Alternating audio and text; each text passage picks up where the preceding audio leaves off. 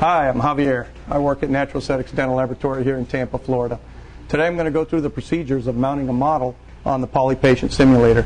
The advantage of the Poly Simulator is the fact that the lower member moves like a natural lower jaw, and through 3D x-rays we can mount the models accurately and do anything from a 2-unit bridge to full mouth rehab. Having the articulator function like the patient is a huge benefit in allowing us to deliver splints, crowns, bridges, implant cases, and dentures that require an absolute minimum of adjustment in the mouth. Before we get started, you'll need the following items handy. The WEHMER FirstFit prescription for your patient. The WEHMER FirstFit matrix tray that was used to take the x-rays for the prescription. Upper and lower casts of the patient's mouth.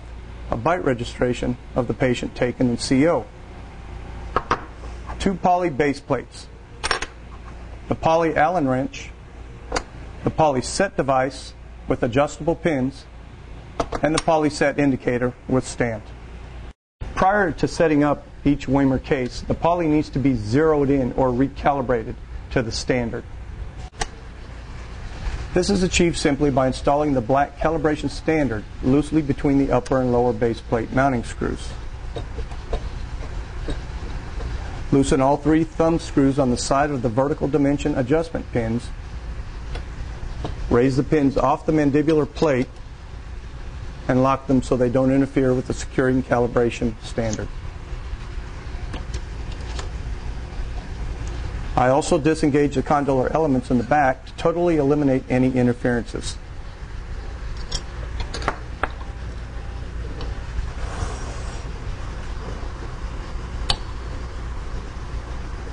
The standard is then tightened in place.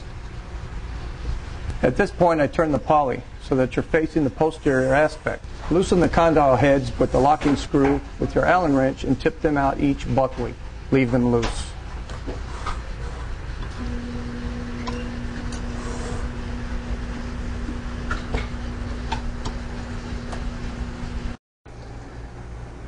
The condylar distance from the midline is set here. The condylar angle is set here. Once the adjustments are made, hold down with pressure and tighten the locking screw. The same is done on the other side for the other measurements. Yep. At this point, I unscrew the locking knob that secures the member onto the frame. Turn it upside down.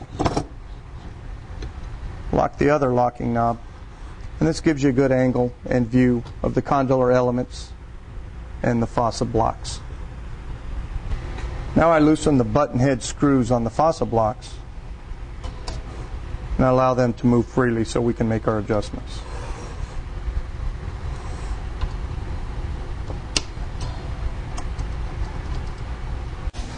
At this point, I'm just going to line up the condylar head with the fossa block. Allow it to snap into place, bring it within 1 millimeter. I'll tighten the fossa or the condylar element and just tease both pieces into place until they're all tight.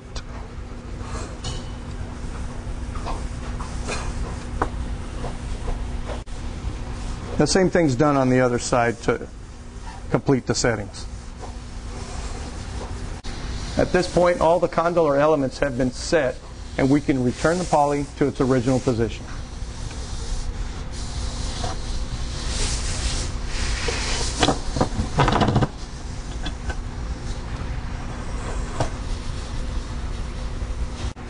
At this point, the 3 pins are dropped and locked onto their targets on the lower member.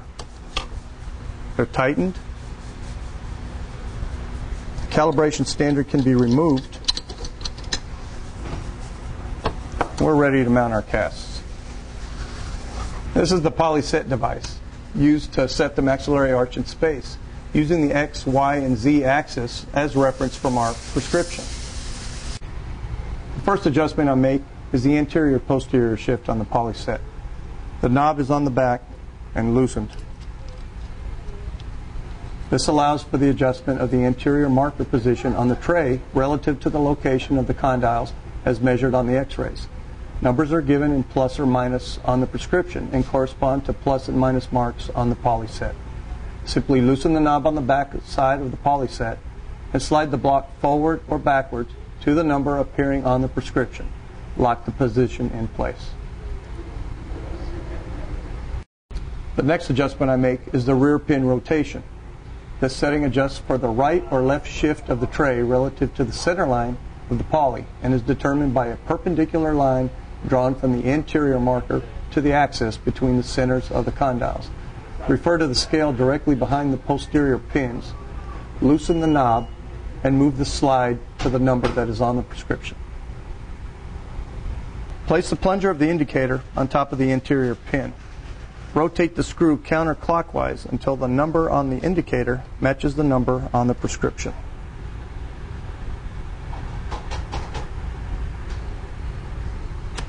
Repeat this step for the two posterior screws.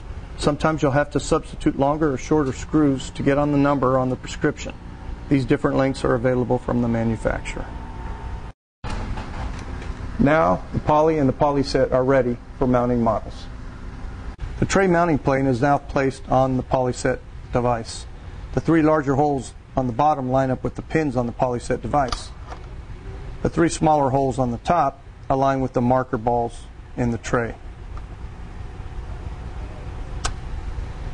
At this stage, I take the model and I put it in the plastic poly tray. I use hot glue to secure the model to the tray.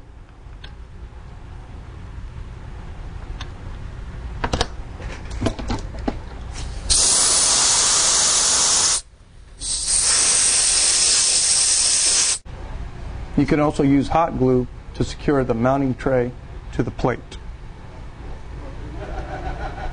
At this point, I screw the poly set base onto the lower member of the articulator.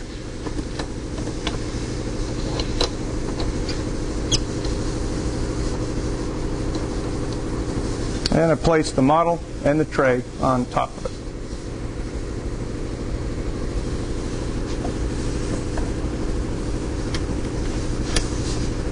Now we're ready for mounting. Yep. Now we're going to screw the mounting plate onto the top part of the articulator.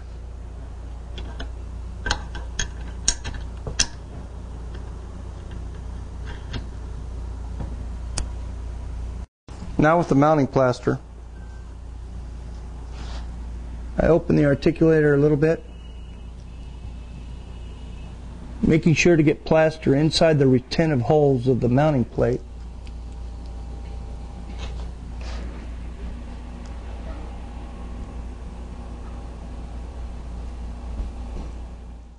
Continuing to put plaster in between the model and the plate.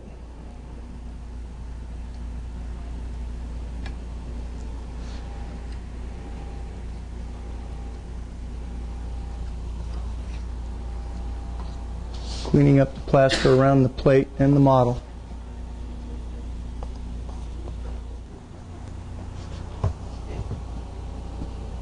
Making sure that this lower member is up, so we do have an accurate setting.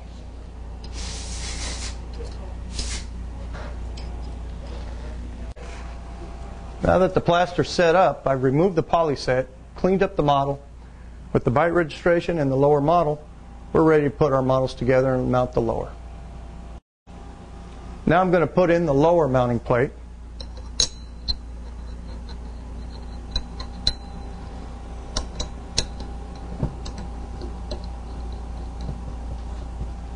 I'm going to invert the poly.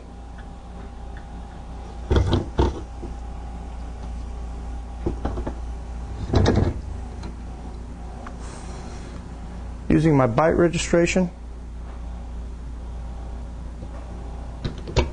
and the lower model, we're ready to mount the lower member, and we're done.